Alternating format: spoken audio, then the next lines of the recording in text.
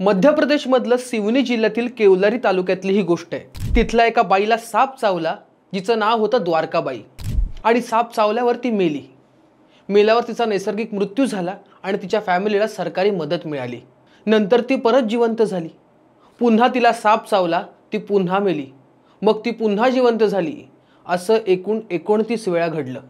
जेव्हा जेव्हा ती मेली तेव्हा तेव्हा प्रत्येक वेळेस तिला सरकारी मदत मिळाली। आता हे फक्त तिच्याच बाबतीत नाही घडलं, तर अशीच एकूण 47 माणसं 279 वेळा मेली आणि तब्बल 3 वर्षांनी उघडकीस आलं मध्य प्रदेशमधलं स्नेक बाईट स्कॅम। काय आहे स्नेक बाईट स्कॅम, ज्याच्यासाठी लोक मरून पुन्हा जिवंत होत होती, हे जाणून घेऊया आपण या व्हिडिओच्या माध्यमातून। पण त्याआधी गाजावाजाला सबस्क्राइब करायला विसरू नका आणि नव्या अपडेट्ससाठी बेल आयकॉनवर क्लिक करा। तर नमस्कार, तुम्ही पाहताय गाजावाजा।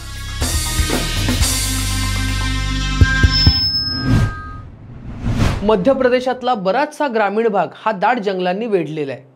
सिवनी जिल्ह्यातलं केवलारी तालुका तर जणू जंगलांच्या मधोमध वसलाय।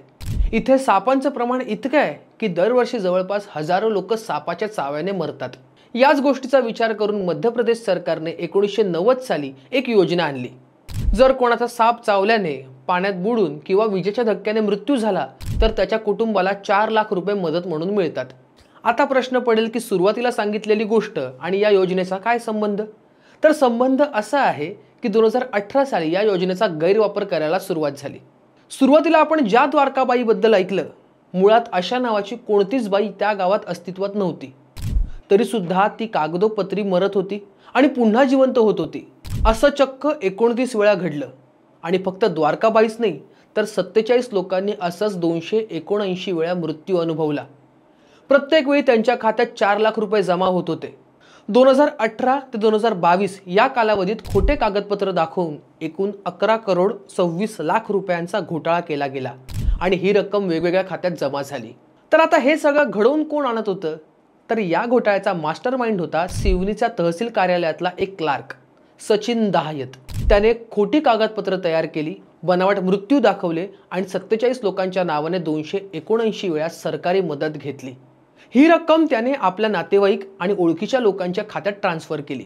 उदाहरण द्यायचं झालं तर द्वारकाबाईच्या नावाने 29 वेळा आणि श्रीराम याच्या नावाने 28 वेळा पैसे ट्रान्सफर केले गेले। 2022च्या नोव्हेंबरमध्ये काही गोष्टी संशयास्पद वाटायला लागल्या। गावकऱ्यांशी बोलणं झालं तेव्हा कळलं की द्वारकाबाई आणि श्रीराम या नावाचं कोणीच गावात राहत नाही। तपासात एकही डेथ सर्टिफिकेट मिळालं नाही, सगळे कागदपत्र खोटी होती। सचिन दहायतने सरकारी यंत्रणेचा गैरफायदा घेऊन हा सगळा खेळ रचला होता। त्याला तात्काळ सस्पेंड करण्यात आलं आणि ज्यांच्या खात्यात पैसे गेले त्यांच्यावरही कारवाई करण्यात आली। तर भ्रष्ट कर्मचाऱ्यांमुळे स्नेक बाईटची जी गरिबांसाठीची योजना होती ती एक स्कॅम मध्ये बदलली।